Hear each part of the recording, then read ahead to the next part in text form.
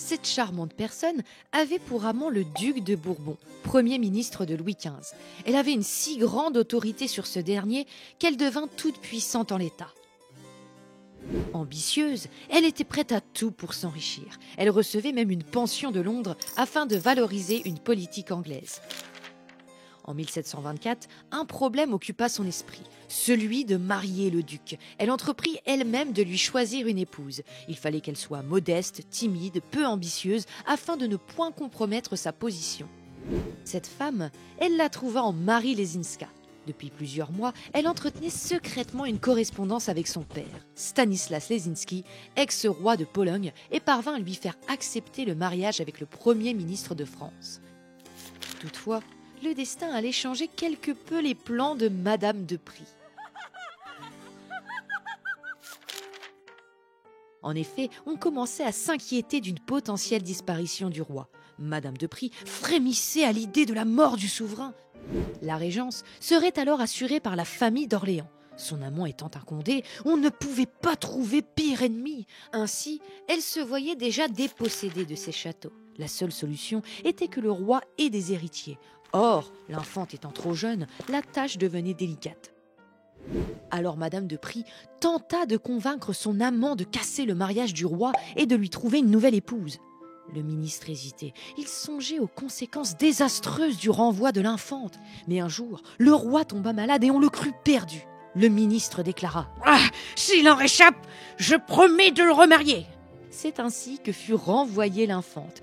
On se mit à chercher une nouvelle épouse pour le roi. Non sans peine, sur 100 princesses, 17 possédaient les qualités nécessaires pour prétendre au trône de France. L'affaire traîna. C'est alors que Madame de Prie eut une idée. Sur la liste, on avait d'abord rayé le nom de Marie, car on l'avait jugée trop pauvre. La favorite s'imaginait déjà tous les avantages qu'elle pouvait tirer d'une reine qui lui devrait tout. Alors, elle demanda à son amant de renoncer à sa petite fiancée et un portrait fut envoyé au roi. Charmé, Louis XV accepta et une lettre fut portée pour Wissembourg. La reine eut des premiers mois heureux en compagnie de Louis XV et se disait même amoureuse. Toutefois, Marie était obsédée par Madame de Prie. Elle lui vouait une reconnaissance infinie et la considérait comme sa bienfaitrice. Et pourtant, la marquise se servait de la souveraine pour augmenter l'influence de son amant. Marie fut entraînée malgré elle dans leur magouille. Elle était loin de se douter que ses protecteurs affamaient Paris pour s'enrichir. L'été fut pluvieux et le blé était rare. Madame de Prie et le duc de Bourbon avaient empêché le ravitaillement de Paris afin d'entretenir la disette. Quand les boulangeries furent vides et que le prix de la farine eut centuplé, ils lancèrent sur le marché le blé que leur complice Samuel Bernard avait en magasin. Ils remportèrent 9 millions de livres. Gonflés d'ambition, les deux amants voulurent se débarrasser de Fleury, principal rival du duc de Bourbon.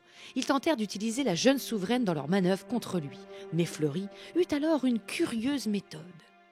Il demanda au roi de s'abstenir de ses devoirs conjugaux. La reine, ayant pris goût à ses honneurs, fut fort embarrassée d'un tel délaissement. Un soir, elle se confia en pleurant au maréchal de Villars. Connaissant le mécontentement de Fleury, il conseilla à Marie d'abandonner le parti du duc de Bourbon et de se rapprocher de celui de l'évêque. Elle obéit, eut une conversation avec lui et le soir même, Louis XV lui revenait.